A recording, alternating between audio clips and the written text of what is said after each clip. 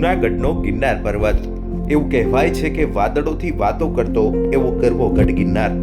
અનેક વખત આવું સાંભળવા મળ્યું હશે, પરંતુ આજે દૃશ્યમાં તમે જોઈ પણ લો। જૂનાગઢના ગિરનાર પર્વત પર છેલ્લા 2 દિવસથી 75 કિમીથી વધુના ઝડપે પવન ફૂંકાઈ રહ્યો છે અને તેના કારણે જ અત્યારે હાલમાં ગિરનાર પર્વત પર અદ્ભુત દ્રશ્યો જોવા મળી રહ્યા છે।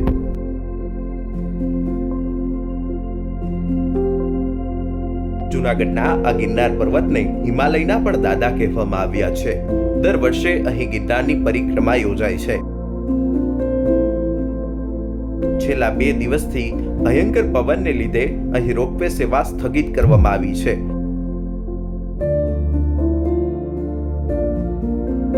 થોડા દિવસોમાં ચોમાસાની શરૂઆત થઈ જશે, ત્યારે ચોમાસાની શરૂઆત પહેલા જ આ પ્રકારના ગિરનાર પરના અદ્ભુત અને રમણીય દ્રશ્યો જોઈને પ્રવાસીઓ પણ રોમાંચિત થઈ ઉઠ્યા હતા।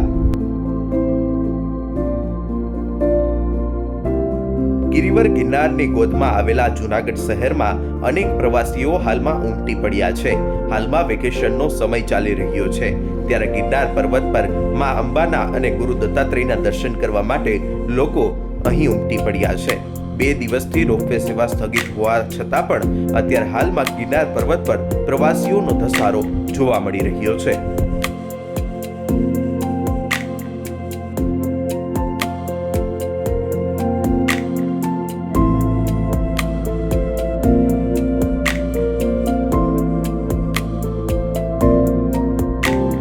આ પ્રકારના રમણીય દ્રશ્યો પ્રથમ વખત નથી સર્જાયા, પરંતુ જ્યારે પણ શિયાળો હોય અથવા તો ચોમાસાની શરૂઆત હોય અથવા પૂરી ચોમાસાની સિઝન દરમિયાન આ પ્રકારના રમણીય દ્રશ્યો જોવા મળતા હોય છે।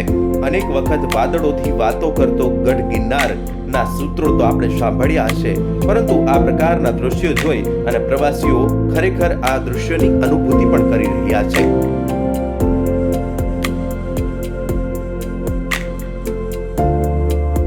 તમે આવા દ્રશ્યો ક્યારે જોયા કે નહીં?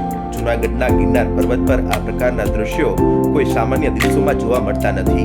તેના માટે પણ અમુક ચોક્કસ સમયે અહીં ગિરનાર આવવું પડે અને આ પ્રકારના દ્રશ્યોનો તમને નજારો ત્યારે જ જોવા મળે। આશીષ પરમાર, ન્યૂઝ 18 જૂનાગઢ।